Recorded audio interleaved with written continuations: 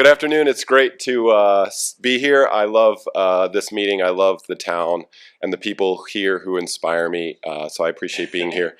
And I have the pleasure to welcome you all to the first session.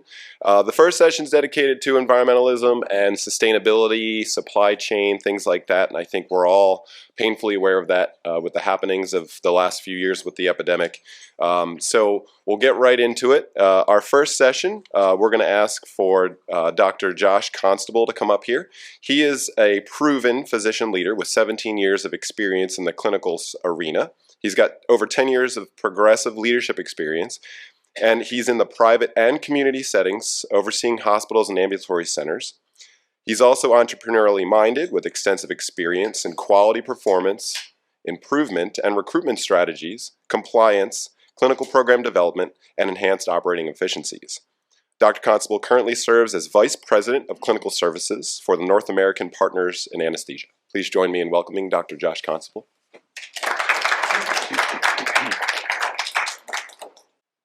All right, thanks, Doug, for the warm introduction. I appreciate it. Welcome everyone here that's made it to Chicago for, I think, a festive weekend. The weekend was picked, I think, to join the NCAA March Madness, the match, and this fine event. I think if I was an expert in this field, that all of my sites would be fully staffed and managing it, and we certainly are not. But hopefully I can at least serve as an educated voice and facilitator to help everyone in this room help synthesize the problem, come up with a solution, and some triage processes going forward to help better serve your hospitals, your sites, and communities. And before I get into it, just as a quick show of hand to kind of springboard some interaction here, is anybody here currently full staffed at their location? Congratulations, you guys are doing something really good, and you can hopefully give back to the rest of us in the room. Next, how many current site chiefs, medical directors, or leaders at your current site that you're managing the talent pool and the war on talent that all of us are facing right now? Perfect, so you guys can endure the pain. So just a little bit more detail on Doug's intro. I currently have 70 plus sites between Pennsylvania, Maryland, Delaware, and Washington, D.C., and just south of 500 clinicians between physicians and CRNAs. So I'm definitely feeling this impact of no supplies, no problems, and how to combat shortages and lack of supplies. Supplied meaning workforce supplies, clinicians, us here in the room, physicians and CRNAs, and that's the direction I wish to take and lead when this topic was given to me to speak on, that I hope all of us can go through. To start things off, I don't have any potential conflicts of interest report regarding my content in the presentation, no biases at all, and I hope to maintain a neutral mindset throughout for everyone here. Next, as a brief overview, I want to give a snapshot right now of where we're at with some statistical evidence in terms of the labor shortage related to physicians and nurse anesthetists and AAs. Next, I want to give a brief overview of how we got here and the why behind it in the labor shortage crisis. Next, I want to springboard into the risk in terms of patient safety and our own clinicians' mindset, mental health, and burnout. And then lastly, provide some opportunities for leaders in the room and leaders as physicians as to how we combat this. At the conclusion, I hope these 4 learning objectives are met. All of us here can define the challenges the physician groups are facing recruiting amid current physician shortages. Next, describe the reasons behind the current shortages and how we got here. Following that, discuss the impact of physician shortages that relates to quality and risk, as the two go parallel hand in hand. And then lastly, identify the features and benefits that physicians seek when considering a new position, how institutions create cultures that foster physician retention and promote job satisfaction. So just some key statistics here.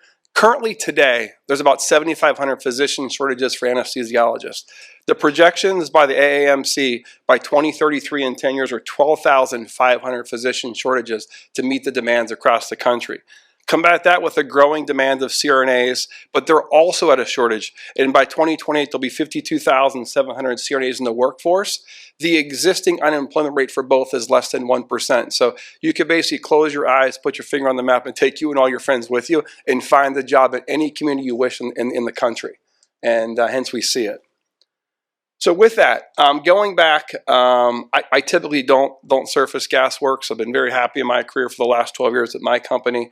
But if you go through gas work, which has, I think, been the biggest platform for people seeking jobs, if you look across dating back to January of 2011, this curve here with number of job postings and date across the bottom, shows it's been fairly flat, with anesthesiologists in blue and nurse anesthetists in orange in terms of the number of job postings across for the last so many years.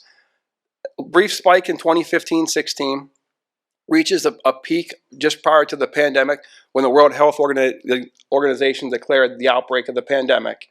A slight dip as we were in the peak of it. And then look at the surge post-pandemic in the number of job posting and job boards, message boards out there for job postings. It's currently a crisis and reached the plateau, or it reached that new height even today. So what is this impact of job shortages, demand, and everyone's coming in and say, so-and-so across the street is offering X number of dollars, X number in sign-on bonus, and what has it done to our culture here in the operating room?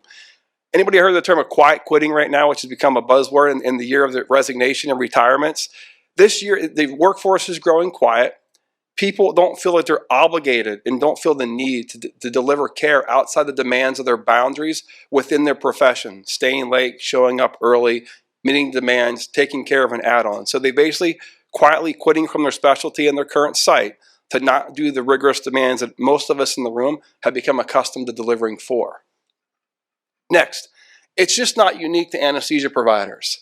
All of our physician colleagues that have approached other primary care surgical specialties are filling the same demands. Healthcare in general is in this situation. So if you look at primary care and geriatrics, pediatrics, they're between 17,800 and just south of 50,000 shortages in their current specialty. Along with this, surgical specialties, general surgery, OB, orthopedics, they're all publishing between 15,800, 30,200 in terms of what their shortage as well.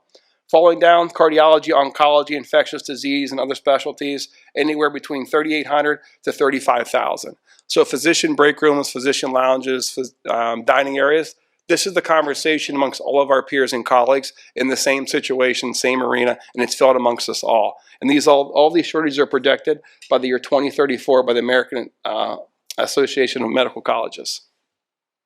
How did we get here?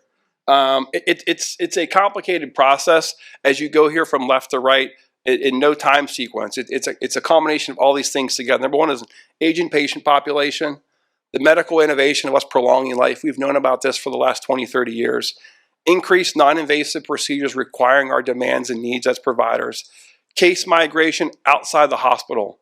Total joints, everything there that's being done in the ASC arena. Aging anesthesia providers, clinicians, forcing retirement amongst the situation, given the increasing demands and the horizontal landscape of where we're delivering care.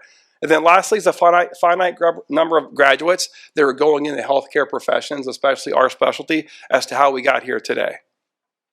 So, taking this down one step at a time, historically, anesthesia services were delivered just within the walls and the confines of the operating room, operating theater, okay? You had basically a horizontal vertical schedule across the line. All the cases were done there.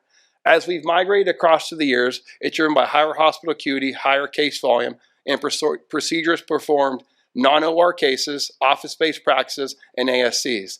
This here has caused an incremental demand on anesthesia clinicians as we're now forced to move along sites and facilities to make certain we're delivering high-quality, high-functioning care for the needs of our specialty. Now, non-operating room cases. 15 years ago, the transition occurred between endoscopy, endo, cath lab, cardiology, you name it. Now it's become the demand across as we've gotten very horizontally stretched. It makes it difficult on staff to mobilize through places. We need to be more available. Our expectations are increased. The case complexity, patient demand has also gotten worse. And all of this, it's just added to the rigor of the day-to-day grind of the operating room as you're short on staff and moving people around. Lastly, the Patient Safety Foundation has its own meeting dedicated just to non-OR cases and maintaining the safety outside of the operating room. So all of this is as to how we got here. Add to this the changing career landscape of those that are graduating and those in the profession. Okay, even though we're amidst the great resignation and retirement, and this isn't just related to us, it's anesthesia clinicians, nurses in the OR, techs, down the road, dietary. At one of our sites, we basically had to close an OR for a day because of substerile staff that weren't available that day. Reductions in OR capacity because of OR nurses, PACU nurses, pre-op nurses. you name it. So it all impacts us externally, along with our internal forces of our own staff. Along with this, which I think will be a springboard to some questions later, is the alternative workforce models, per diems, 1099s, locums. Prior to 2020, my company did not hire one 1099 prior to 2020. Now in 2023, it's like 2 out of every 3 applicants wants 1099 application. So it's evolving. We got to evolve with it and implicate the changes and understand that impact on our W-2 workforce as well, because it certainly doesn't make them happy hearing about the numbers being thrown around and the demands that are out there. Lastly is the geographical movement. I practice in the Northeast, born and raised in the Northeast. Most people are trying to move out of the Northeast. Similar climate to what we have here in the Midwest and Chicago is the main driver with it. So this geographical movement transition, I can feel it. I've always lived it, born and raised in a small town in Pennsylvania, so I certainly have breathed it as well. Couple that with the new career outlook. I'd say, my colleagues who have retired in the last 10 years, it probably was their first and only job out of residency. Okay, this has drastically changed now as people look to mobilize, and when they sign up to work for you, they're looking at how flexible and adaptable can they move from site to site or in location. So the traditional career was straightforward, graduated, joined the practice, and then stayed there until retirement. The current generation right now, they want a strong emphasis on work-life balance. They have vast openings across the country. They can go and they can be mobile and flexible as which they need. Their ability to name their own salary, demand, sign-on bonus, retention bonuses, you name it, are all being asked. They want the freedom to choose their schedule. They want to avoid call, fractionated FTE accounts, holiday shifts, and also the lack of the commitment to the practice in terms of growth, strength, and stability. Quick little story, I literally had interviewed someone 3 weeks ago that asked to do 3 8-hour shifts from 3 to 11 and asked for a shift differential because it was nights and still be paid full-time salary as a physician. I kid you not. I kid you not. So 3 to 11. I also wanted Tuesday, Wednesday, Thursday for the benefits of the 5-day weekend. Very, very brilliant. But I chuckled just as you did and told him that didn't even qualify for benefits in our company. But I applauded his effort and courage to ask that. So 3 to 11, Tuesday through Thursday, shift differential, full-time salary. Who's going to take that? But I kid you not. So these are being asked. It's obviously someone else probably offered that because he didn't end up signing a contract with us. But getting back into quiet quitting and how it impacts us, it's not just that they're quitting their jobs. They're basically quitting the idea of consistently going above and beyond in the workplace, what's determined normal and necessary. And it basically, we're tasked as those that are in the workforce for trying to do more, and it's getting harder with doing less. And these clinicians have firmer boundaries. They don't want to take on additional tasks, or they want to bill you in 15-minute increments for the work that they're doing above their job description. So what are the consequences of this? When you've got people that are quietly quitting in your hospital, in your department, or even within the perioperative arena, it becomes more difficult to attract and retain clinicians. When you're recruiting people and have them on site, you got to be sensitive to who you're putting them with and who they're around. The turnover of staff is rapid and aggressive. There's lots of concerns about training, mentorship, social relationships as well, and it's drastically deteriorating within the operating room. And then any lack of engagement is felt amongst the staff as they, in terms of patient care, teamwork, safety, and throughput as well, which definitely has a trickle effect into the surgeons and the ancillary staff around. So all of this going through like why we're here, the impact on the clinicians, now turning the page to quality concerns and safety. I'm going to highlight here in the next 5 slides just some bullet point things that have hit the press in terms of what the quiet quitting, the feeling of fatigue, and the staff shortage and how they've impacted patient safety, quality, and medical errors across the country. So the first one here is from the National Pulse Survey in 2021, is the reduction in staff has shown a reduced attention to care and increase in mistakes. Okay, hospitals are reporting that staffing shortages pose challenges in maintaining patient safety and quality of care concerns, not just specific to anesthesia, but globally across the hospital in terms of staff, locums, traveling nurses that are not trained in certain policies and protocols across these sites. The next was published in the Agency for Healthcare Research Quality, and key findings related to burnout in a meta-analysis study. Here, the presence of burnout related to declines in patient safety. Common knowledge for all of us in here. Professional tiredness, exhaustion implies a lower ability to be effective teamwork, which penetrates within the patient safety arena. There's higher level of burnout, unfavorable outcomes, patient dissatisfaction, and increased patient family complaints. We saw this with even the residency restrictions of reducing the residency work hour week with the residents. Now it's coming through years later into our healthcare profession. The overall organizational flow is a major issue for developing this burnout as our demands increase. And then also realizing that a positive culture on the flip side is associated with absence of burnout and a high capacity to deal with stressful outcomes. All pretty, I think, a common sense, but the impact of it has shown to be statistically significant. Next, the New England Journal of Medicine, this year was posted by Lee Fleischer. And so what's going on here is they showed that there was a decrease of 31% just in central line infections over 5 years, in just showing teamwork policies and benchmark practices and best practice. So post-pandemic, all that great work was seen to be null and void, as there was a 20% increase then in line infections, because the system wasn't designed for resiliency with the number of locum travelers and burnout which was in the practice, and they've avoided all best practice techniques because of short staffing needs. Central line associated infections went up 60%, along with catheter-related events had a drastic increase as well. Next, it's just not unique to America. The British Medical Journal also published this with associations of physician burnout with career engagement of quality in patient care, and this was based on a systematic review. Overall, physician burnout doubled patient safety incidents. So if you're burnt out, fatigued, it works on your mind, right? Then you have medical errors, suboptimal care, 17% increase in malpractice risk, and decreased patient satisfaction. Patients are recognizing our burnout, our fatigue, our mentality, and our mood, just as all of us, probably in your own households as well, right? Your family, friends, everyone else can recognize how you're feeling and how you're dealing with stress levels. Lastly, this one here in the care of strangers, the post-pandemic staffing crisis. One key highlight here is that anything we've done in terms of best practices, simulation, and review organizational-wise training programs has shown to deteriorate, and we've gone back from the new model we completely invented, because now we don't have that commonality amongst peers and staff to get away from our best practices, which we had a spiral destruction will erase all the progress in patient care we've made in the last 30 years as we combat shortages. So now, all of those there, I think, show the high emphasis and need for the role of a team in delivering high-quality care.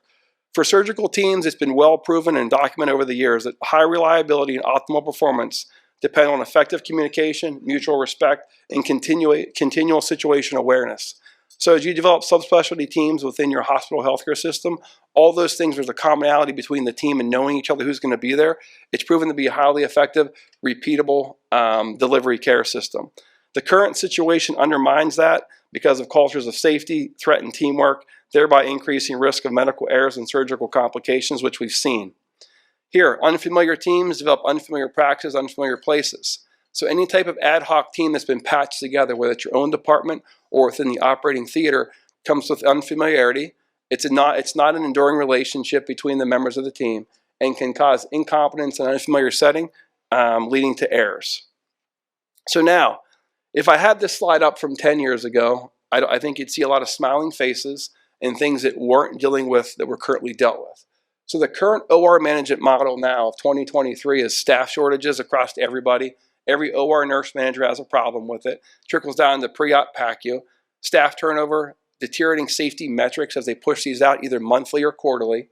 The culture has demised, no matter how many happy hours, team events, St. Patrick's Day's events you can do in your operating room, the culture is taking a hit, resulting in burnout for everyone.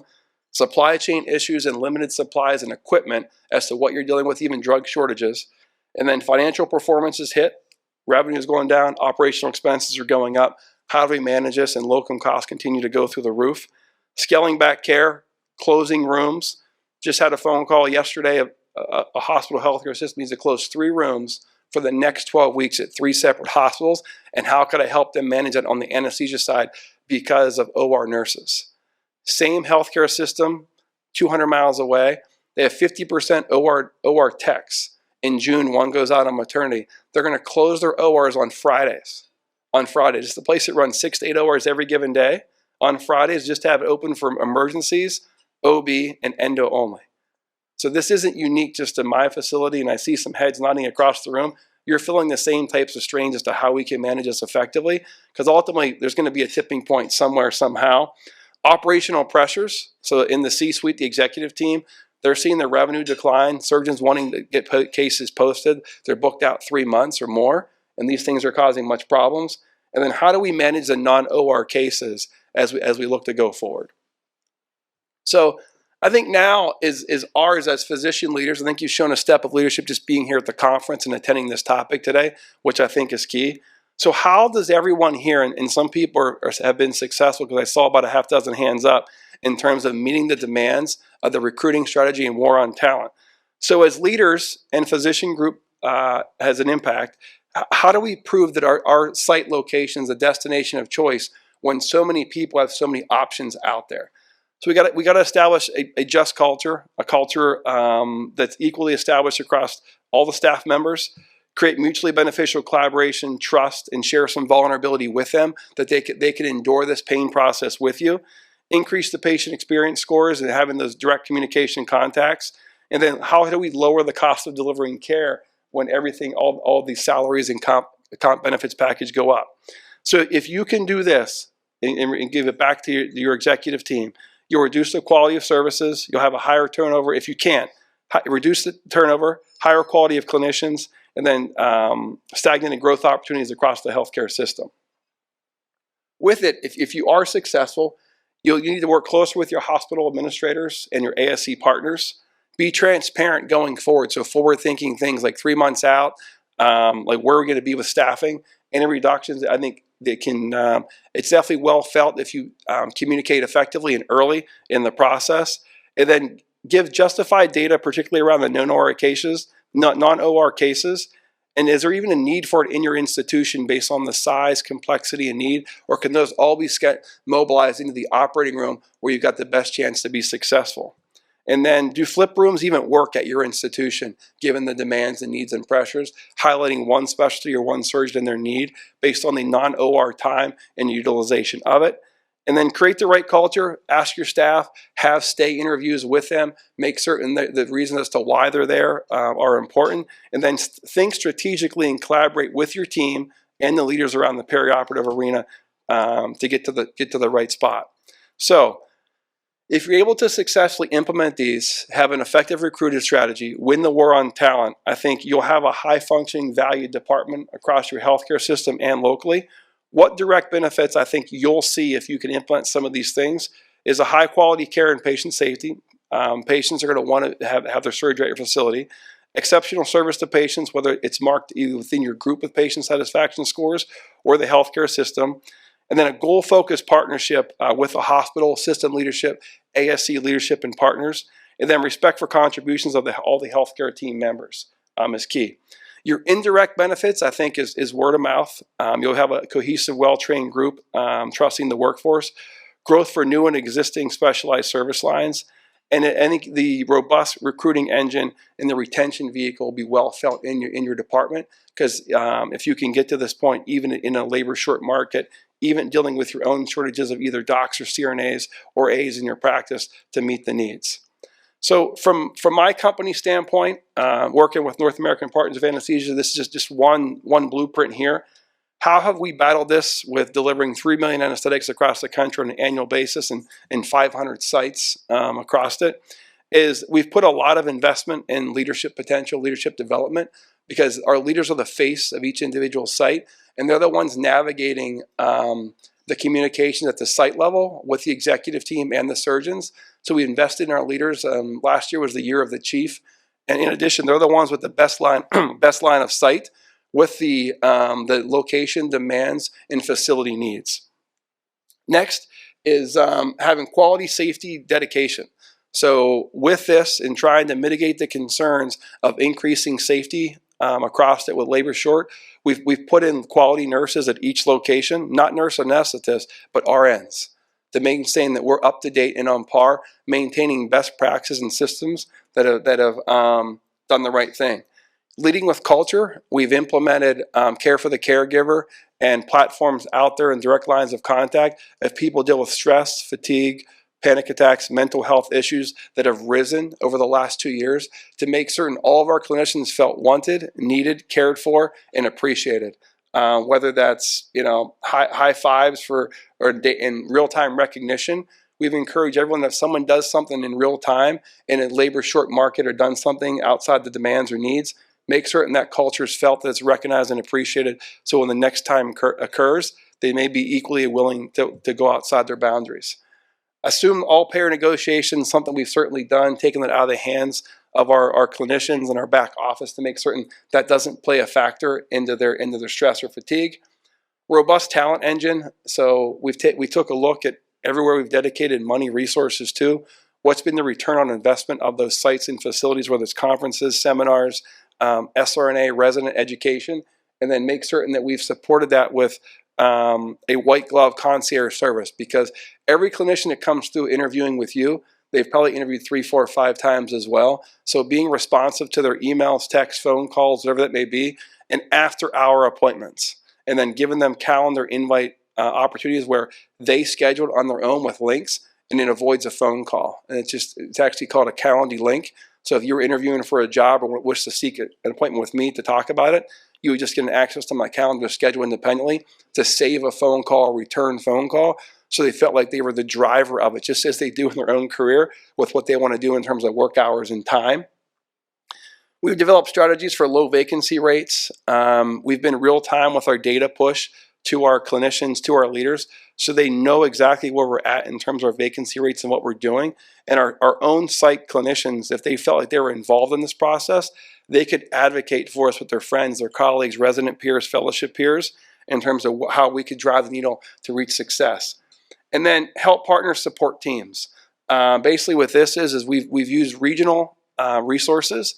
So within regional areas, we've cross-credentialed staff to work on paid time off post-call, and in areas that demand or flexing, like this hospital is going to close in certain days. We've allowed those staff rather than have forced paid time off or take PTO, they've been cross-credentialed to work at other sites that are on surges of demand and needs, so that they felt like they could deliver for the team and the care of the community. And then lastly here, as we've gone through the statistical impact of the demand on the need, next, how we got here in terms of the retention and retirements, and then gone through the risk and strategies. I just want to make certain I got these 4 bullet points. Is the U.S. is challenged with physician shortages, not just related just to anesthesia, but significant physician shortages, which are going to be continued for the unforeseeable future. I don't see a stopping point for where we're at, and this is going to, I think, be years to overcome. So we got to figure out how and why to get ahead of it. Next, there's multiple contributing factors. Yes, COVID, pandemic, aging patient population, medical innovation, increased non-invasive procedures needing our need, case migration, clinicians leaving the specialty and profession due to retirement. There's only a finite number of people that have gone into healthcare and medicine, and I applaud some healthcare systems on the RN nursing side. They're now doing on-job training and 18-month nursing programs out of high school to meet the nursing demand and cut locum expenses. So in Pennsylvania, I know UPMC has done that, and I'm currently in 10 UPMC sites, and it's creative, and they definitely thought outside the box, and I applaud their efforts to make certain that they've got a core team. Then there's certainly been a significant disruption in healthcare.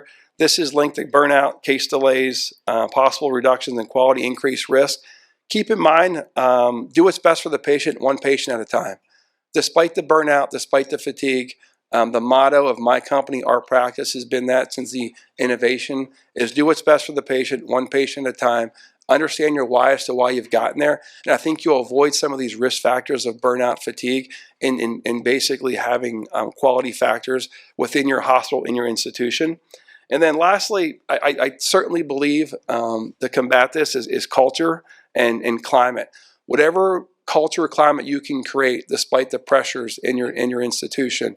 You'll get the return on investment with your team being felt like they're appreciated. They'll be responsive. It'll build collaboration, trust, shared vulnerability, and efficiency across all the clinical arenas. It'll migrate out to your surgeons, your OR staff, PACU pre-op teams, and hopefully be a growth avenue for your healthcare institution long-term going forward. So I know we have time dedicated at the end with Doug and a panel, but would you like the questions then or anything? We'll do this now, but thank you very much and look forward to the dialogue in the roundtable discussion.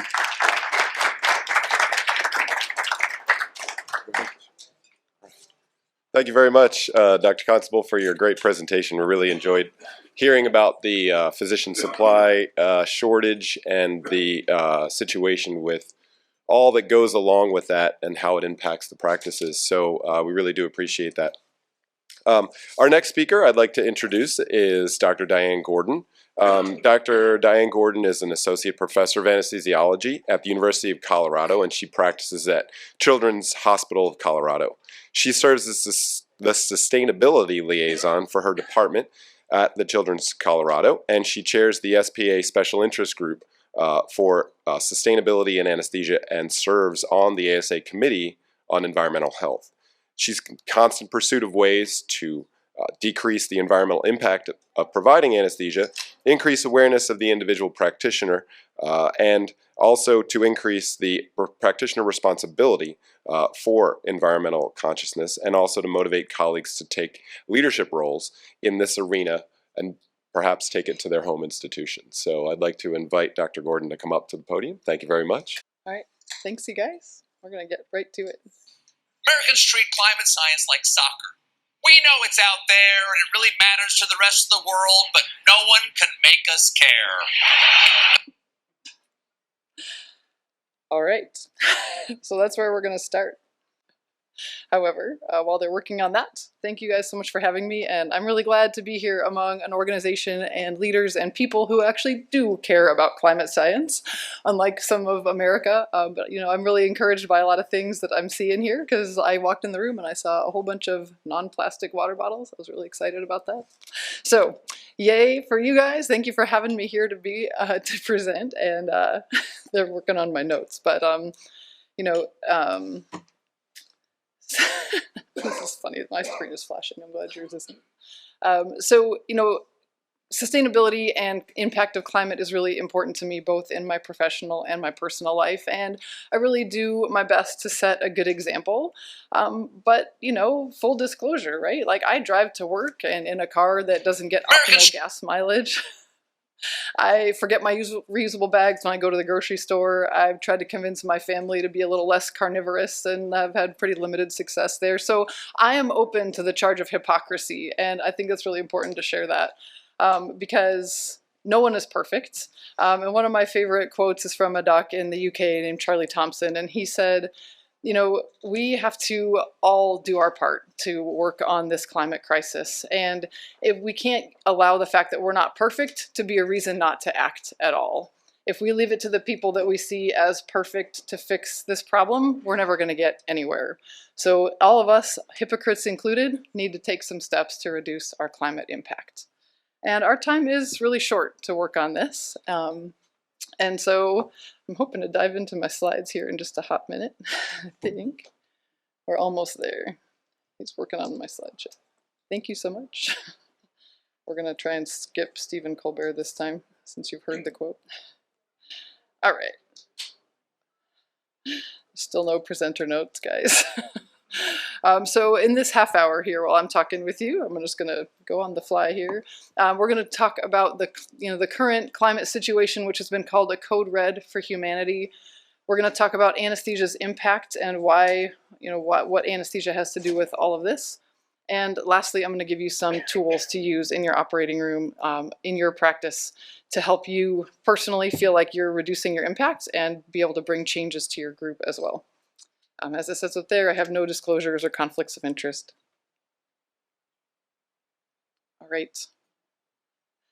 So the writing on the wall has been there for a long time with climate change, but it's really only started making headlines recently. We've been hearing about severe weather probably the most, but that's really just the start of it. You know, carbon dioxide is accumulating in the atmosphere. It is driving climate change. Severe weather events are just the beginning, but severe droughts, rising seas, increasing tropical diseases, all these things are already happening, and they're affecting the most vulnerable among us already, but the rest of us are not far behind. So climate change is really damaging the health of millions of people already, and we all need to do our part and get to work as soon as possible. If I could get my presenter notes, you guys, that would be really great. So why us? Why here? Why now?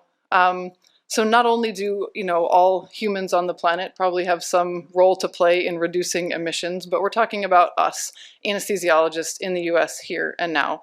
And the reason that we're talking about it here, not just because we all have an individual role to play, but most of us probably, live in the country with the highest greenhouse gas emissions per capita in the world.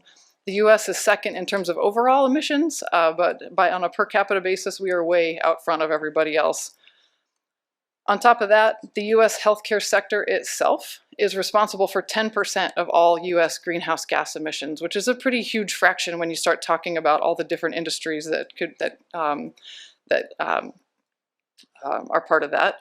So 10% of US greenhouse gas emissions involve our specialty, and 10% of that huge number of the US total emissions is still a huge number. In fact, if the US healthcare system were its own country, we would rank 13th in the world for greenhouse gas emissions, ahead of the entire UK and ahead of Australia, etc.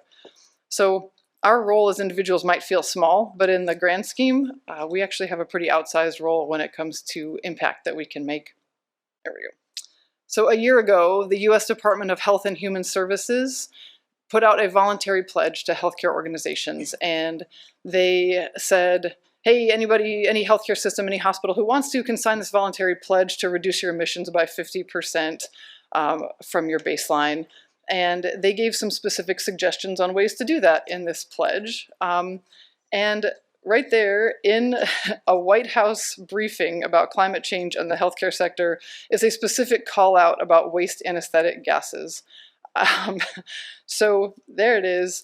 Why would they be calling out waste anesthesia gases in a White House briefing about climate change and healthcare? It's crazy. That is a tiny sector right there. That is a very specific suggestion. And the reason that it's there is because volatile anesthetic gases are very impactful, and they're also quite measurable in the atmosphere. So we're going to talk about those two things. So first, we're going to talk about them being measurable.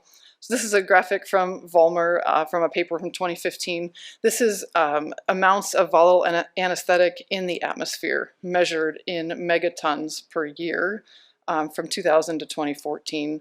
So this is not, you know, parts per million itty bitty, you know, measurements that way. They're doing it in aggregate, and it's a significant amount. When we talk about impactful, let's talk about this paper from McNeil in 2017. She looked at the impact of surgery on global climate, and what she did is she compared the operating rooms in 3 different academic healthcare settings, one in Vancouver, British Columbia, one at University of Minnesota, and John Radcliffe Hospital in the UK. And she compared the OR carbon footprints in each of those 3 places. Here's the breakdown for the University of Minnesota's carbon footprint in 2015. 50% of the entire carbon footprint of the entire operating room was from anesthesia gas. And if that doesn't seem astounding to you, you got to think for a minute. Think about all the supplies, all the equipment, all the electricity, all the HVAC, all the things that contribute to a carbon footprint, and realize that anesthesia gas was more than half of all of it. That's why the White House briefing is calling us out, because we have a big role to play here. So let's talk for a minute about greenhouse gases in general. So greenhouse gases weren't really dinner table conversation up until about like the 1980s, maybe in some geeky scientist households. But that was when things came to a head, because a large hole was found in the ozone layer over Antarctica in the early 80s. And it was due to chlorofluorocarbons, which were accumulating there. And chlorofluorocarbons were used in refrigerants and propellants and things like Aquanet that are long gone now. And that problem of the hole in the ozone layer really resonated with the global public, because the consequences like skin cancer and cataracts resonated with people. So that really paved the way for international cooperations and treaties to limit chlorofluorocarbons and later hydrofluorocarbons from being released into the atmosphere. More recent agreements have kind of focused on greenhouse gases in general, but the early two were just about chlorofluoro and hydrofluorocarbons. So that, I think, was the start of thinking about ways to, work on our personal life and how do we reduce our carbon footprint and that kind of thing. So in our personal lives, there's all kinds of campaigns, right? To, don't use plastic, bring your own bag, compost, recycle, install solar, fly less, eat less meat, all these things. But all of that's for our personal life. And we seem to kind of check that responsibility when we go to work and we enter the hospital door. We just absolve ourselves of that. And the problem with that is that our role in anesthesia has we have a lot more carbon output there than we ever do in our home lives, even if we drive to work, even if we do all kinds of other things that society would, say, hey, you should try to work on that. Our role at work is far more significant. So here's the problem. Chlorofluorocarbons and hydrofluorocarbons have been regulated by international treaties since the 1980s, depending on which country you live in. The US just ratified those treaties recently. But you guys and your jobs, and me and my job, every day we emit chlorofluorocarbons and hydrofluorocarbons every single day. But you know them by their trade names of sevoflurane, isoflurane, halothane, and desflurane. Come on, there we go.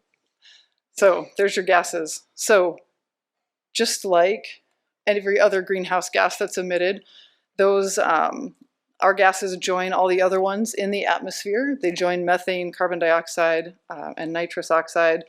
In the atmosphere there, they function as greenhouse gases, meaning they radiate the Earth's infrared radiation back at us and contribute to warming.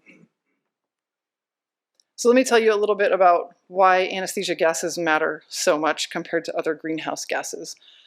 So global warming potential is a chemical property of a gas that it allows you to measure the amount of heat that gas can trap in the atmosphere. The global warming potential scale is based on carbon dioxide having a value of 1.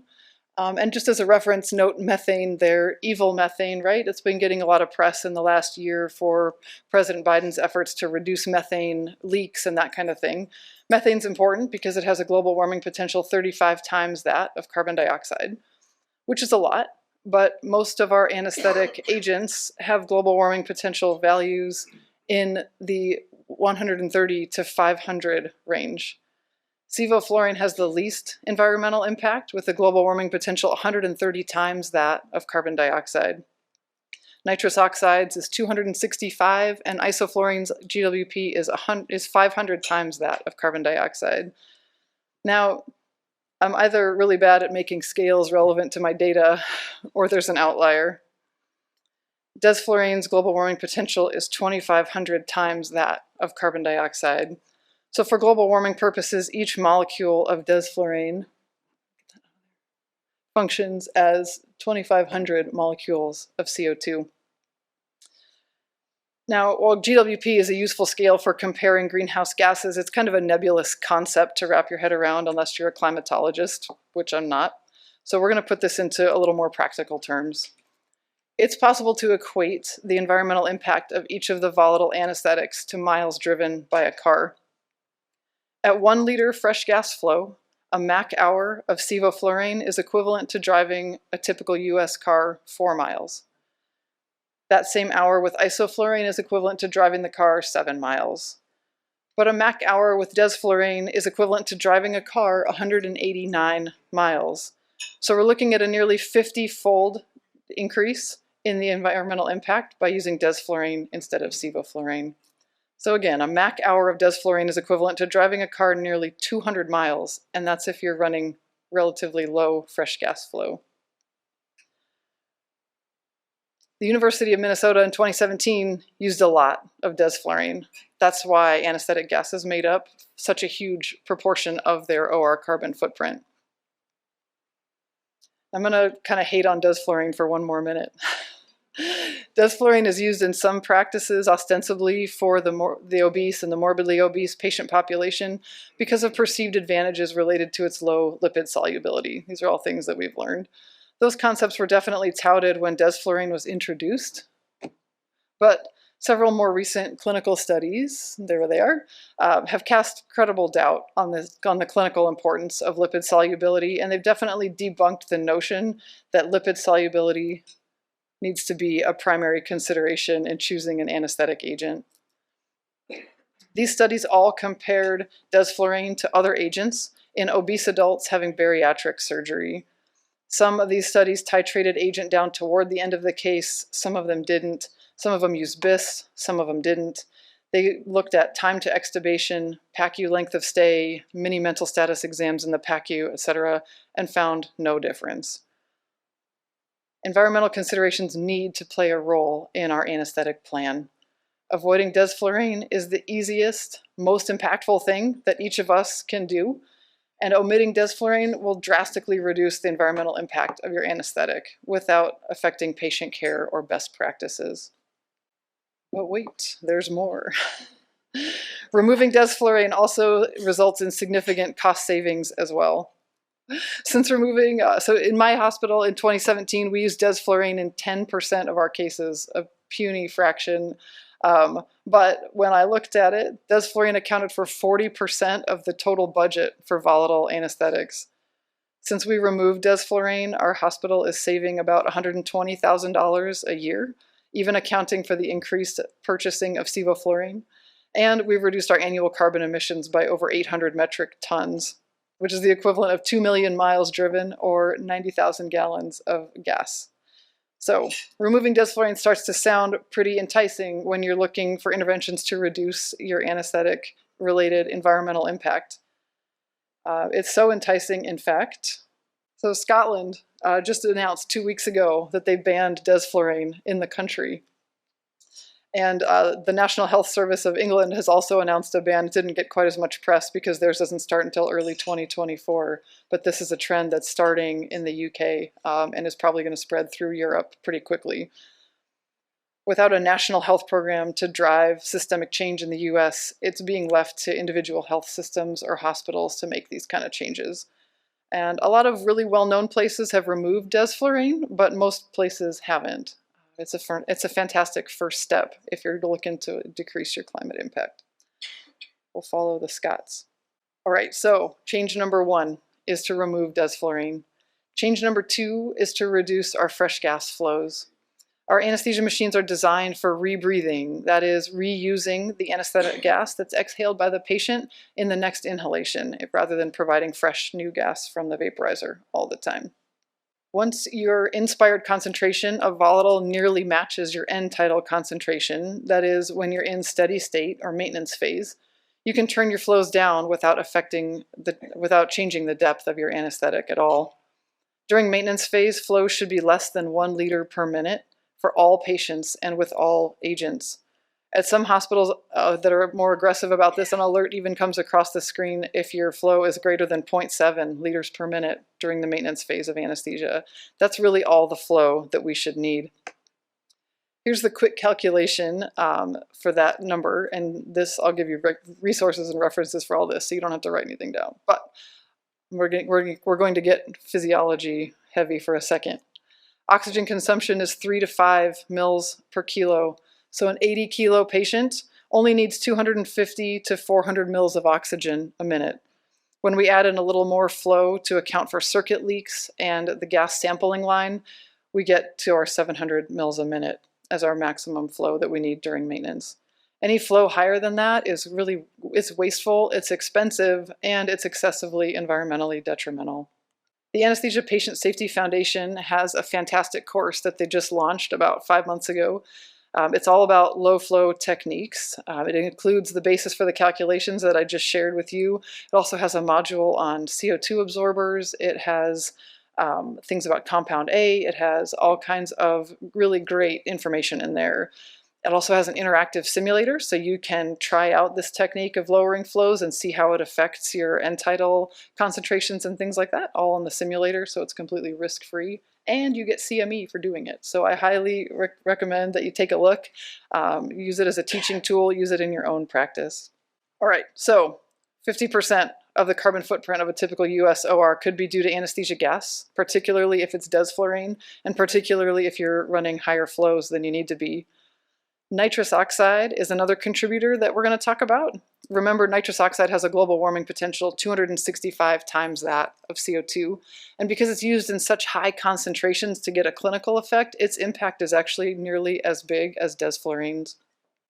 Jody Sherman at Yale quantified the emissions profile for each of the volatile anesthetics when they were administered 60-40 with nitrous oxide and oxygen, with the volatile agent set to account for 1/3 of the MAC and the nitrous accounting for the other 2/3 of the MAC. And then this is the emissions profile.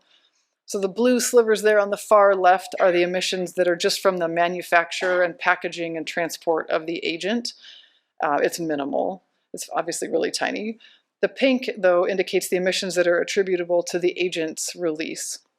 So that agent release emissions is way higher for desflurane, as we already talked about.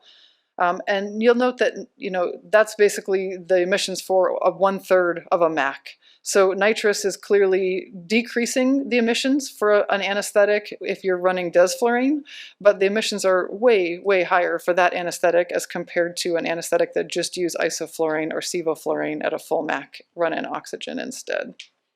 So if you look at the emissions profile for the sevoflurane case there, the emissions of that anesthetic with sevo and nitrous as the carrier, 95% of those emissions are from the nitrous itself. So its impact adds up really quickly.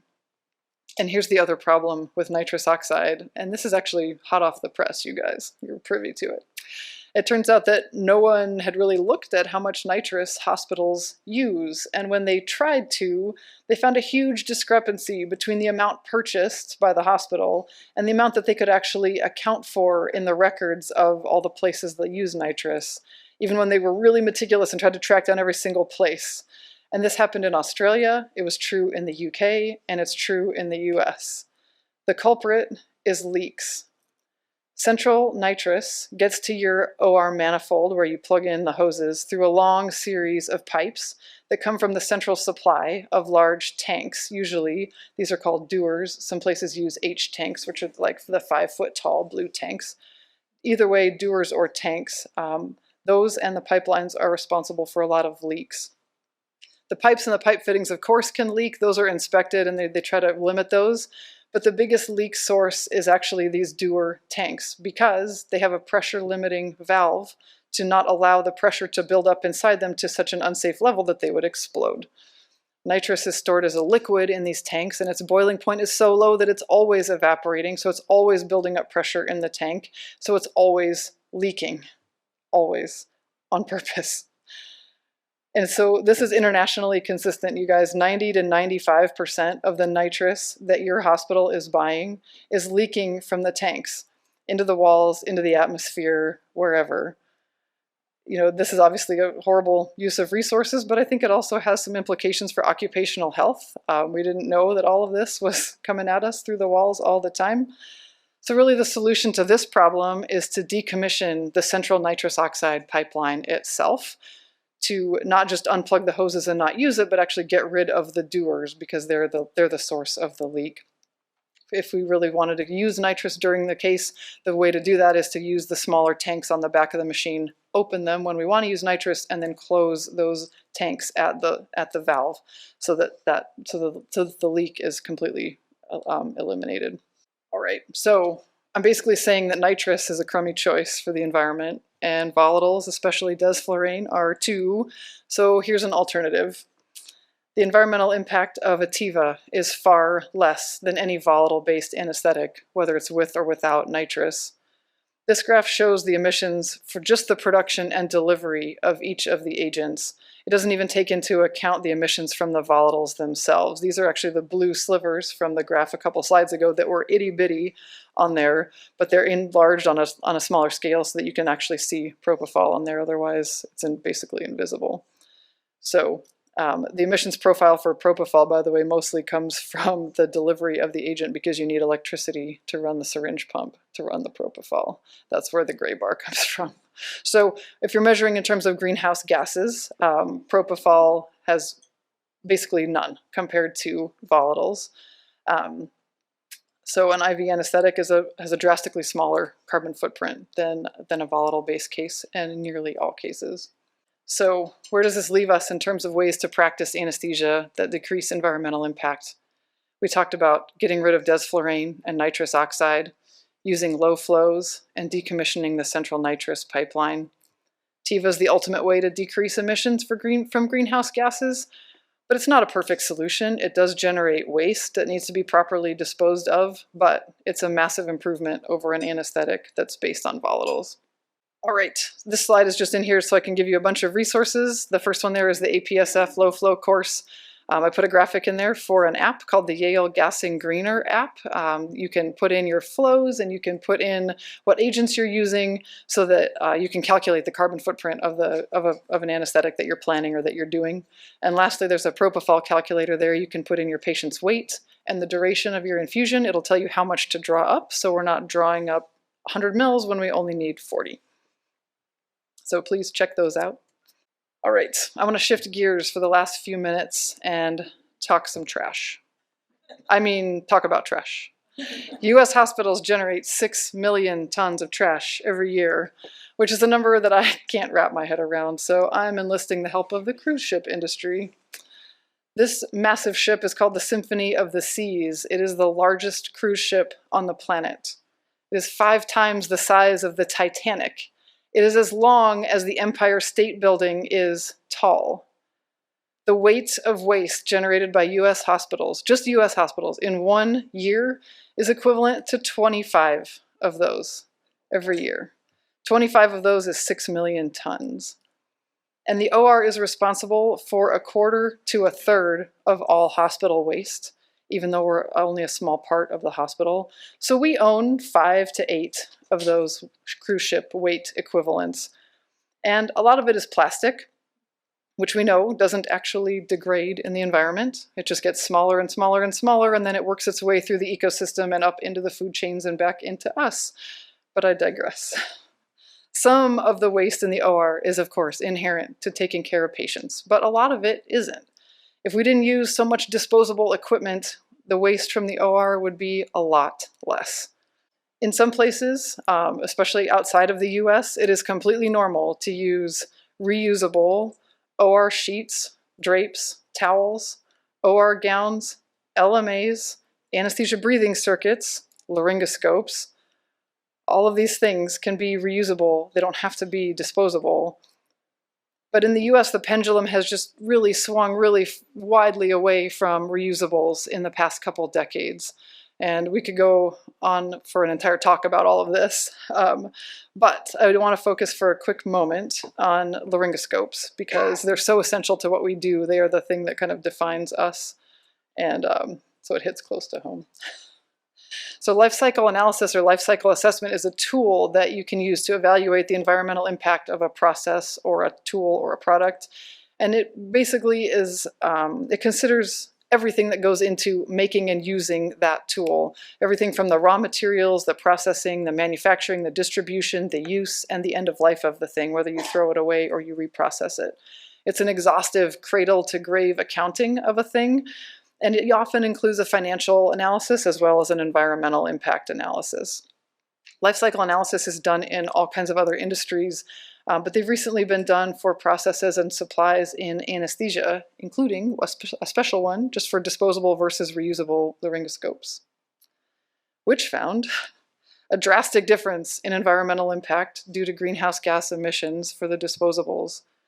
Single-use laryngoscope handles, shown there, had about 25 times the emissions as a reusable handle that was cleaned with high-level disinfection in sterile processing. The single-use blades had 6 to 8 times the impact of their reusable equivalents. So that's the environmental impact that you can measure from greenhouse gases. Here's the cost analysis, which was striking as well. So the cost per use for each of these products is on the left side of this graph, and it has the extrapolated annual cost on the right vertical axis over there. The costs are calculated for the author's institution because life cycle analysis is always specific to exactly where it's done. This hospital does 60,000 intubations per year, so the extrapolations and numbers come from that. At this hospital, single-use laryngoscope handles cost 11 times more than their reusable handles that were cleaned by sterile processing. For blades, the difference was 7-fold. So overall, the annual cost of using single-use laryngoscope handles and blades amounted to $945,000, that is almost $1 million, versus $100,000 for reusable equipment. Even when you account for lost equipment and you account for the additional people and sterile processing that are needed to actually clean all of these things. So these kind of numbers generate attention, and they really help with buy-in when you start talking to leadership about trying to make changes. That's why we need more life cycle assessments in anesthesia. But this is a really great and beautifully done one. With our greenhouse gas emissions that we generate and the waste that we generate, I feel like there's a guilt burden that is legitimately intimidating. It's a lot to think about, and it's overwhelming to think about changing a system, but it's in our power, ours, to decide how we're going to do our job as individuals, one patient at a time to start, just like you said, Josh. I hope I've helped you gain some valuable knowledge that will influence your decisions and help you feel empowered to be part of the solution. We've each got to step up and do our part in the operating room to reduce our impact. We know that the future of humanity's well-being is in the balance here and now, and that we all have to act now and act together to bring about change if we hope to leave our descendants a planet that's worth living on. No one person can bring about global change alone, but together, that's a different story. Thank you.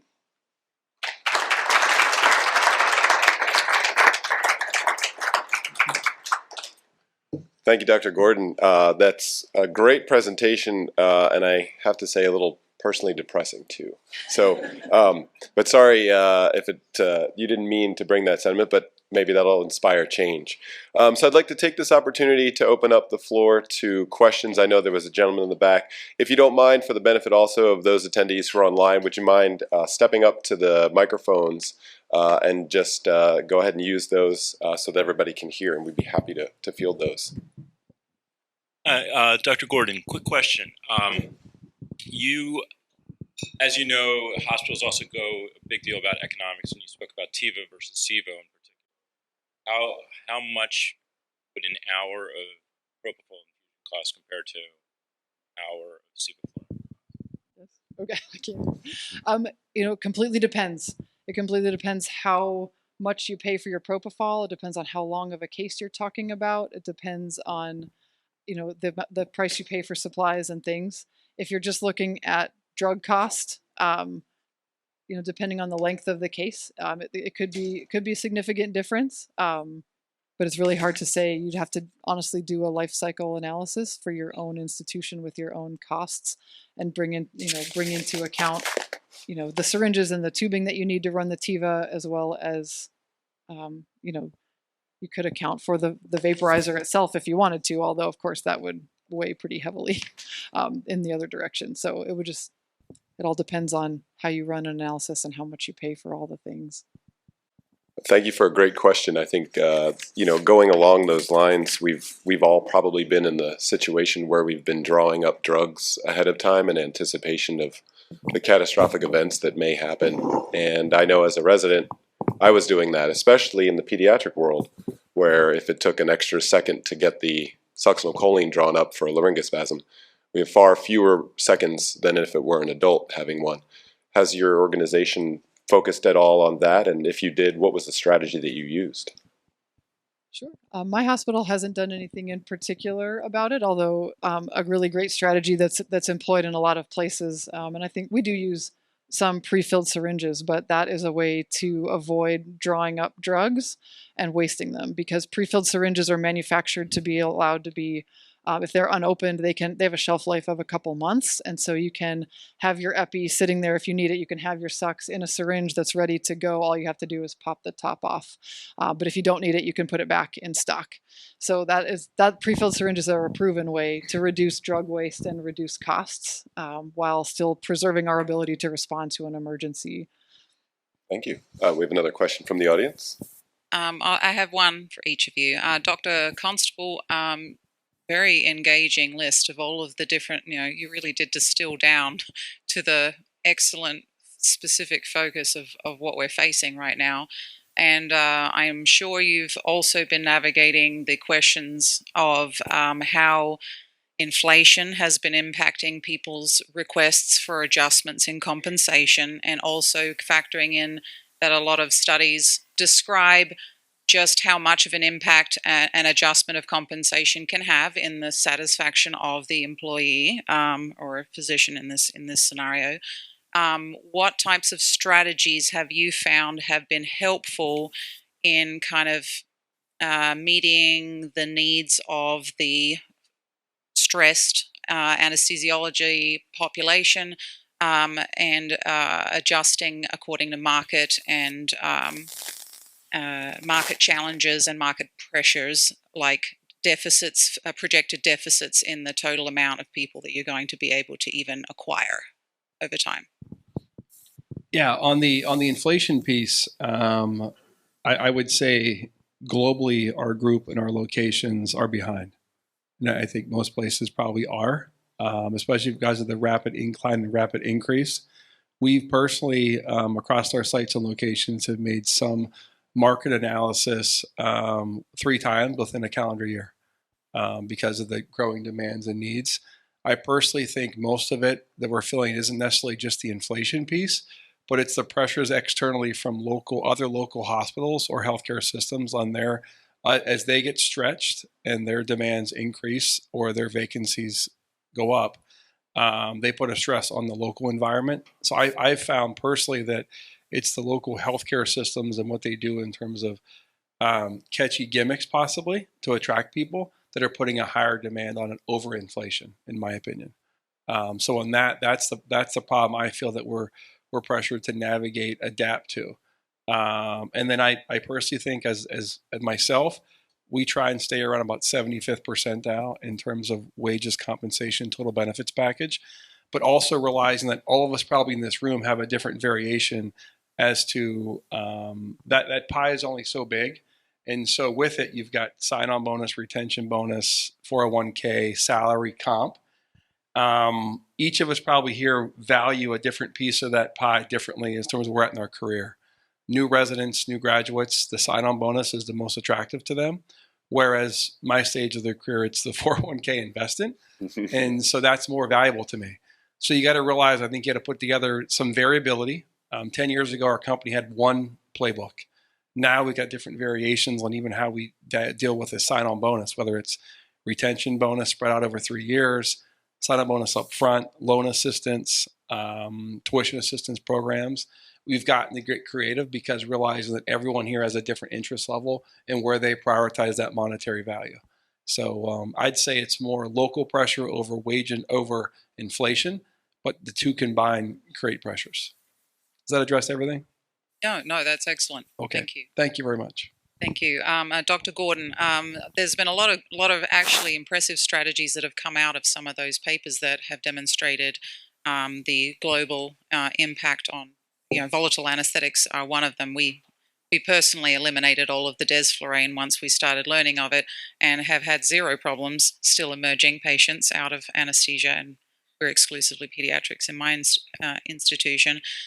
What are some of the strategies that have been utilized to try not to have as much turnover of equipment that is laid out by anesthesia techs? Because some institutions have that, and then they'll come in, sweep out, and try to put new stuff in. And if they think it's even been cracked, they'll throw it out. And I've tried my best to educate that I'm never going to put a used item on this bag stand. So we need to make sure we're not disposing unnecessarily in that strategy. Have you had any strategies you've used for those types of situations?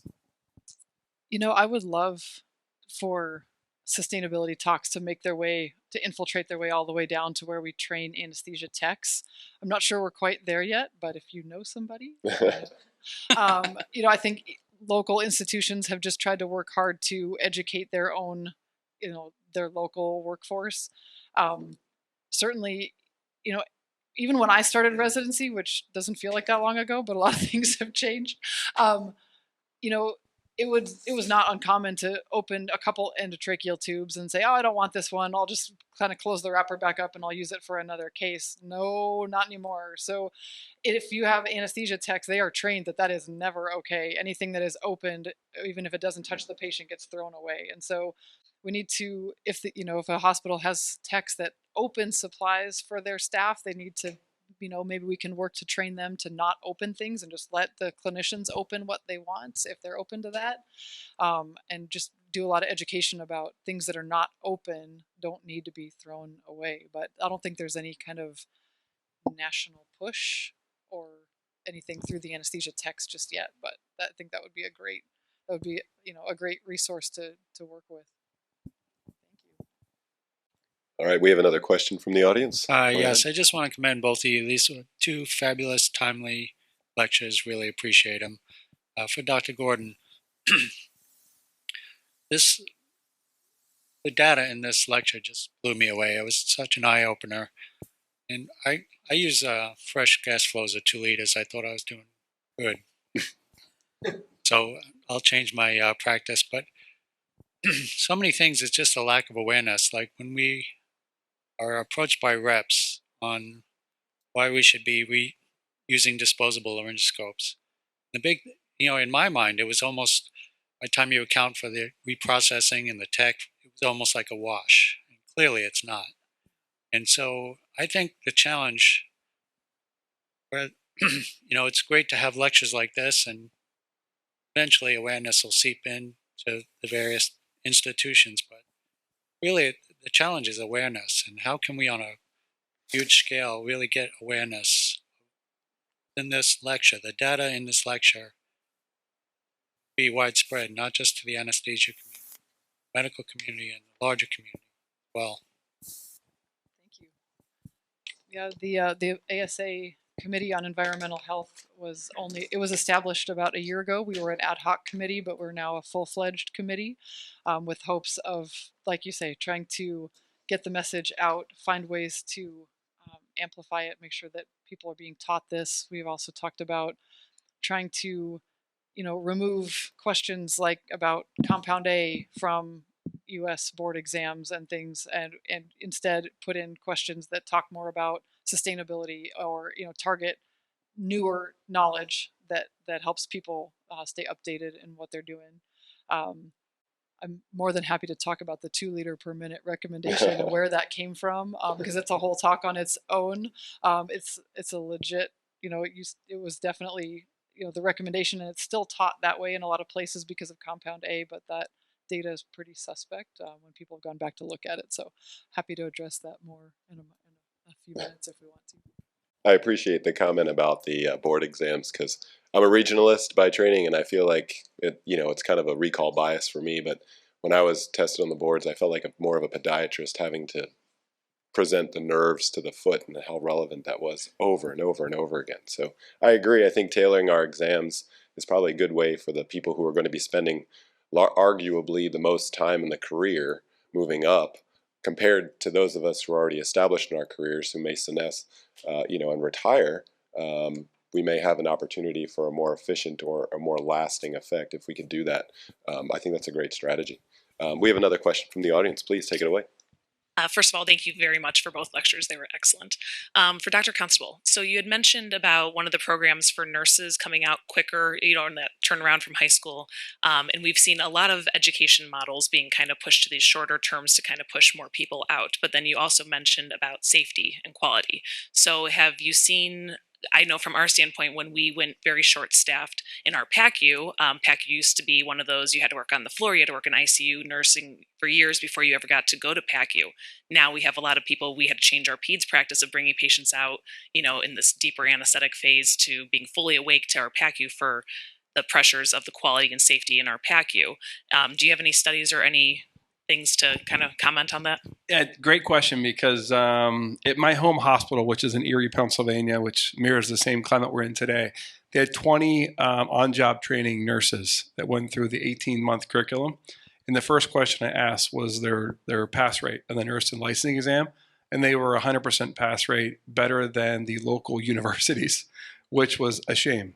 So the keys that I found behind it were most of them that enrolled in the program weren't out of high school.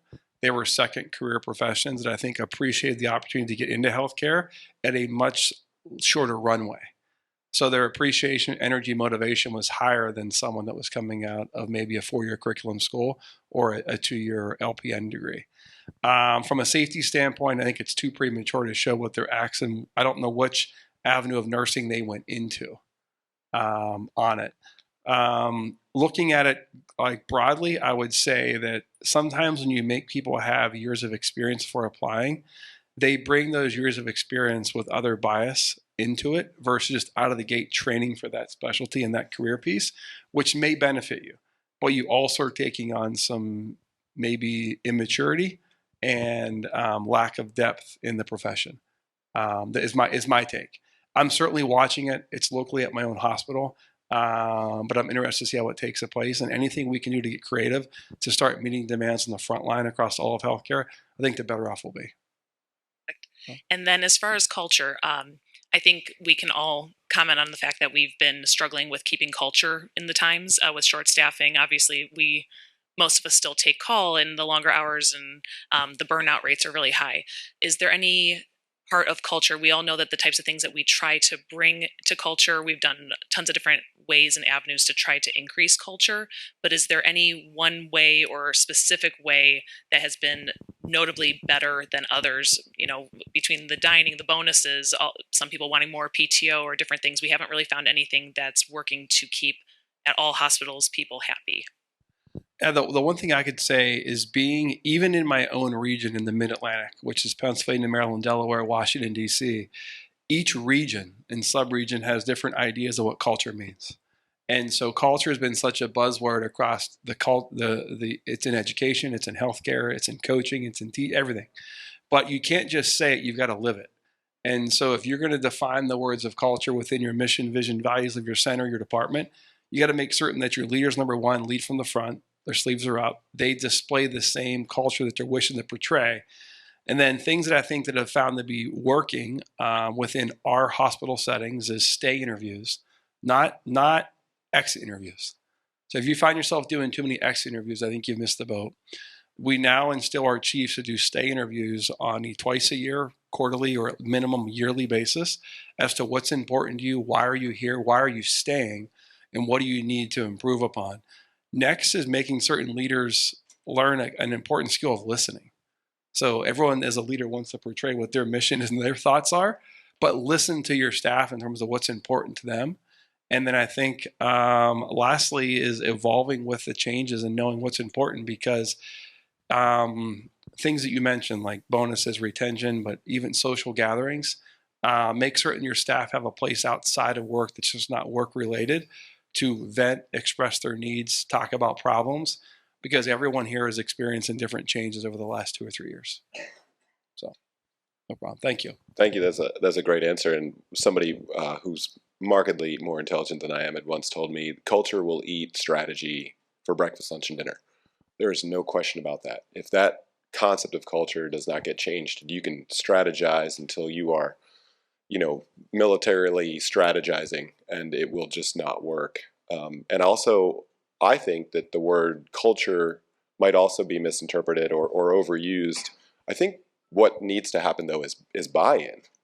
And I think that plays a big part in culture. And I think we might get lost in that. We advertise the culture change, but do people who we want to change actually buy into it? So it's more food for thought. But I just wanted to share that because just recently I had a discussion about that, and you said it perfectly. Exactly. Depends on where you are and what the word culture means. Yeah, because culture, our company's based out of New York. Culture on Long Island is different than culture in Johnstown, Pennsylvania. Right. And Exactly. even what the expectations are, you got to be aware of it. And I think you got to be relevant, and you've got to give some credibility as to why you're doing changes. We've changed so much at so many of our hospitals in terms of department meetings, formalities, events. We've taken things to be much more casual and time constraint, and then tried to provide platforms for people to voice their concerns on what they think is important and what the needs are, so they felt like they were owners and not renters in the department. And so some of these things have been really critical to us in doing 360 evaluations. We do Your Voice Matters, so everyone feels that they can put forth information about leadership, vision, and what even educational tools. And then the other thing, I think I don't know what you're experiencing, but now everyone wants to be in my job in the company like in a year. And so career development's huge, but they don't realize the time and tenure to get here, because they foresee leadership as a desk job that tells people what to do in like 30 hours a week. When in reality, it's a lot worse than that. And the hours are exponential. Just ask my wife and my kids, but they want it tomorrow. It's a I want it now mentality of they need it now. It's like an app that gives them immediate feedback. So that part of it is really critical. And I this is a quick story. I interviewed someone to be a leader in our company, and when they had seen our calendars, like, I just want a 30-hour week type of job. Like, I'm sharing things like to tell people what to do, not be responsible for it. But ultimately, the leaders are responsible for the people who are responsible for the results, and they don't realize that. And that comes with some of the maturity factor I talked to you about. That's great. Yeah, thank you. We have more questions from the audience. Please go ahead. Thank you both. Thank you both for your really interesting presentations. My question is for Dr. Gordon. You mentioned the significant impact of volatile anesthetics on CO2 emissions. What kind of strategies would you recommend departments or institutions implement as far as educating and getting their anesthetists, anesthesiologists, nurse anesthetists to buy into promoting more use of TIVA versus the volatile as their primary anesthetic?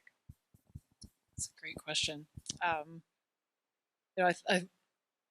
As I was listening, I thought you were going down the road of how do you get people to, use a different volatile or turn down their flow. And those things, there have been some successful campaigns. Most of these things are things we talk about at meetings, or maybe a case report or a paper. But if there's no, universal strategy, because every place is different. And I don't think we've gotten there quite just yet for TIVA. I have a few anesthesia partners in Australia who really have converted almost everything to TIVA, and I think that there's a lot of things that have gone into that. Part of it is knowledge, teaching, telling all of their people about the evils of volatiles and trying to encourage them in their culture of using TIVA. But it's also been, infusion tables that tell them how much to draw up. It's been TCI, the target controlled infusions that we don't have in the United States, that help them trust that they're giving enough propofol to be sure that their patient's anesthetized. So there's some tools that I think we're missing in the US that would be really helpful to have if we're trying to really push people to use more TIVA than volatile. And I think most of it has to start with education.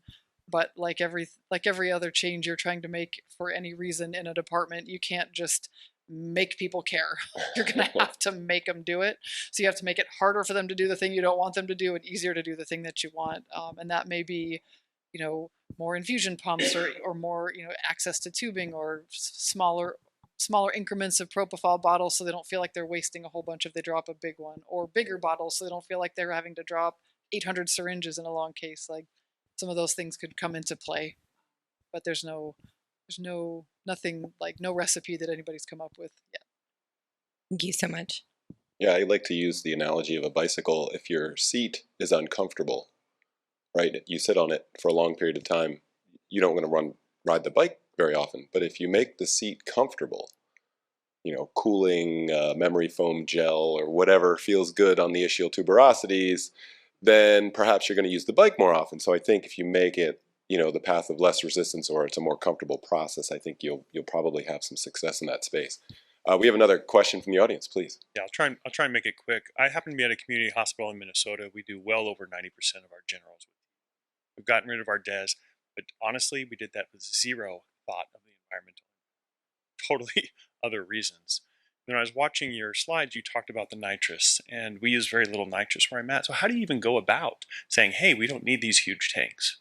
How do you find the person that's in charge of that and start making changes? Like, I think we can do this. Obviously, money is the way we've done things in the past. Like, hey, we don't need DES. We're not using it that much. We can get rid of it. We can save the money. We like Tiva for these reasons. And that was an easy sell. Because, hey, we can save money. But how do you go back when you have these big integrated systems, and even in a community hospital, and make changes like that? Yeah, it's a fantastic question, and that's actually why I love sustainability work, because it takes me into places in the hospital that I would have otherwise no business being, and I get to learn all kinds of really cool things. So at my hospital, I started trying to trace the money first, because that's where usually you can start getting to the bottom of things. So I try to figure out who buys the nitrous, what department is responsible for that. We do have our hospital has a sustainability manager, so I went and enlisted his help, and he's not clinical. He said, I don't know. It's like, great. So, I started just talking to the facilities folks, and I went looking around on the loading dock outside trying to find the nitrous. And then as soon as somebody asked me what the heck I was doing, I was like, this is who I am. Who are you? How can you help me find who has access to this? Like, how do I find this? And I just started asking questions. So, trying to trace the nitrous physically as it gets to the OR is one way to do it. Going after the money is also helpful for some things like desflurane, which is really expensive. Unfortunately, nitrous is dirt cheap. So even places that have really instituted a low flow culture and a let's not use nitrous culture, and they've been able to track their changes of how much nitrous they're not using anymore, and then they go and look at the purchasing records and it made zero difference. And it's because 95% of it is leaking anyway. So as disconcerting as that is, it's actually also helpful to say we made all these changes and our emissions are better, but it didn't help the money because of these wasteful tanks. Let's start talking about getting rid of those. And decommissioning nitrous it's catching fire. It's definitely happened in some places, but it is not a widespread thing because this literature is pretty new. And in the US, it hasn't been published yet, but there's an anesthesiologist in Oregon who's getting ready to publish all of his data from Providence Health System. And that'll help in the US, I think, having some homegrown data to show that that's a problem here as well. Yeah, not an easy task, especially as you mentioned, these hospital systems are becoming more complex. And I was having a discussion just before coming up here about, this hybrid setup where you have an academic center that has money and you have a struggling community hospital that gets absorbed in that center. So now you have academicians who may be more likely, possibly, to be exposed to that literature on a regular basis, also in the same group as community-based physicians who might not be as up on the contemporary literature. So that's another challenge, because you've got another system kind of hybridness or a diversity even within the system. And you were talking about, Josh, about comparing, the local culture, meaning like what's a competing system? Well, even within your own system, there's that diversity. That's going to make it even more challenging and daunting. And I took a business and medicine course through my medical society, and the guy, I really remember him vividly. He said, whatever your question is, whatever your problem is, follow George. Like, who's George? He goes, George Washington. Follow the dollar. And it's right. Somebody had mentioned, I think it was you, the fastest way to get somewhere is through the COO, because there's going to be money involved, right? So you're going to hear chief operating officer, even maybe the chief financial officer said, hey, wait, we're overspending, we're wasting. I think you're going to get their attention really fast. But one of the problems is, and I'm going to say what I'm going to say because I'm also a nurse, is how many nurses does it take to change a light bulb? One. You give a nurse a light bulb, and that nurse will change the light bulb. How many physicians does it take to change a light bulb? Change. Okay? We just don't do it well, right? We don't like it because we're comfortable in what we're doing. So I think it takes a lot of bravery to actually go so far as to bring that concept up, because my guess would be is that it's not front and center yet among the people who are already overworked trying to find talent. because they have to make the bottom line in whatever scenario they're in, their desk is kind of overpiled with stuff. And I bet you the environmental stuff specifically right now sounds good on paper, but I think that's maybe as far as people are willing to give it a chance. So I think the financial impact is probably going to help foster that, which is kind of terrible because instead of looking at the planet as a green space, we're looking at not in the terms of growing grass, but in terms of George, right? So it's a shame, but I think that's just reality. So, yeah. I mean, and I would just add that, you know, a lot of sustainability projects and initiatives are about reducing waste, and so there is a cost savings associated with them. And, you know, like I said, you can't make people care, but when you approach them and say, hey, I can save you money, then they start listening. And right. I think that it's also become more common for hospitals to have in their mission, vision, values statement. There's starting to be things about sustainability that are trickling in there. And so if you can approach them and say, hey, I'm going to save you some money, and I'm going to help you with this goal that our organization has, that's a pretty good platform to start with. The other thing I was going to say is that, you know, with all the competing priorities that you talked about, Dr. Constable, I think, you know, it's reasonable to say, man, like one more thing, we want to decrease our environmental impact too, but it's been pretty well studied that millennia, whatever they're called, millennials coming out of training, sustainability matters to them. And if you can engage them in helping build a culture of sustainability, they are very likely to stay engaged in a place where they feel like they're making a difference. And they often are, you know, trying to choose jobs where they feel like somebody cares about the environment and is doing things to help better the planet. So if it's something you can work into your culture, the multifaceted thing that culture is, I think it can actually be a really big asset to a place. That's a great point. Thank you very much. Well, we're at time, so I want to just ask you to join me in thanking Drs. Constable and Dr. Gordon for all of their great information and charm, of course. And thank you for allowing me to open kind of the educational part of this meeting. I'm honored to have been asked to do that. We do have a brief opportunity for some coffee or additional refreshments, and then we're going to restart the program. The second program will start about 2 p.m. So please take this time to network, and I will stick around if anybody wants to hear some really bad dad jokes or catch our two presenters for some comments offline or questions offline. But we look forward to seeing you throughout the meeting. Thank you very much.